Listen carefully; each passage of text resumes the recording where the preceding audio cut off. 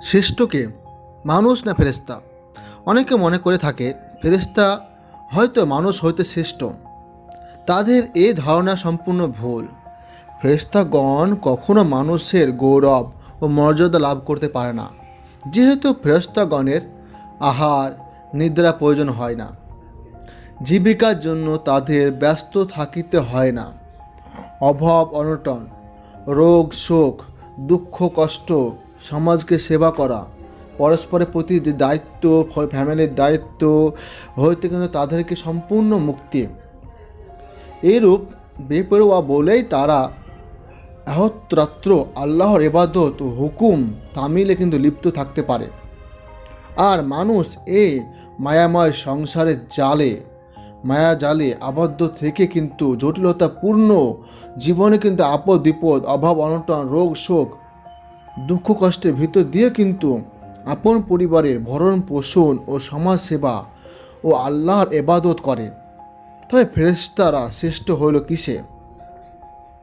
ফেরেশতাগণ আল্লাহর কুদরত ও লীলা খেলা সাক্ষাৎভাবে দেখে থাকেন, আর মানুষ গায়াবানা আল্লাহকে বিশ্বাস করে ও তার ইবাদত করে। মানুষকে প্রতি মুহূর্তে শয়তানের ধোকায় ইমানের পরীক্ষা দিতে হয়, আর ফেরেশতার সে পলায় নাই। শয়তানের পরীক্ষায় তাদের ইমাম টেকসই করিতে হয় না।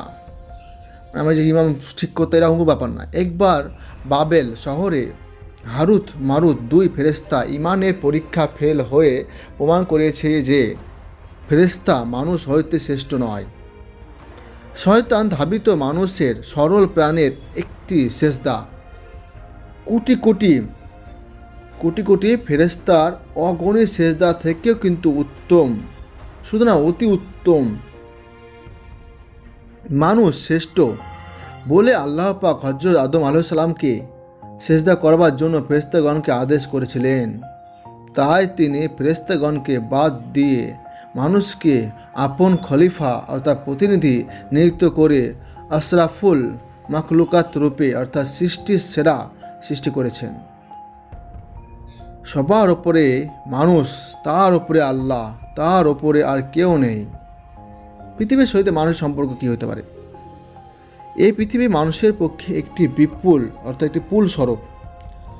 এই পৃথিবী মানুষের পক্ষে একটি পুল স্বরূপ। পুলের ওপর দিয়ে মানুষ কেবল চলে যায়, এতে কেহ বাস করে না। সেই রূপভাবে পৃথিবীতে কেউ স্বাধীনভাবে বাস করে না। সামান্য কিছু সময়ের জন্য কয়েকদিন অবস্থান করে পরকালের দিকে চলে যায়। এই মহা নীতিবাক্যটি ফতোয়া সিকরি ফটকি আরবি ভাষা লিখিত রয়েছে। আল্লাহ ও রসুল সাল্লাল্লাহু আলাইহি ওয়াসাল্লাম, হযরত রসুল করিম সাল্লাল্লাহু আলাইহি ওয়াসাল্লাম আল্লাহ তাআলার সৃজিত বিশিষ্ট নূরের সৃষ্টি। সূর্য ও সূর্যের কিরণ যেরূপ এক নয়, অথচ সূর্যের কিরণ সূর্য হতে কিন্তু ভিন্ন আলাদাও না। আল্লাহর সহিত হযরত রাসূল সাল্লাল্লাহু আলাইহি ওয়াসাল্লাম সম্পর্কটি ঠিক এইরূপই। এছাড়া আজকে আলোচ্য বিষয়। আবার দেখা হবে পরের দিন অন্য একটি ভিডিও নিয়ে। ততক্ষণ আপনারা আমার চ্যানেলের সঙ্গে যুক্ত থাকুন।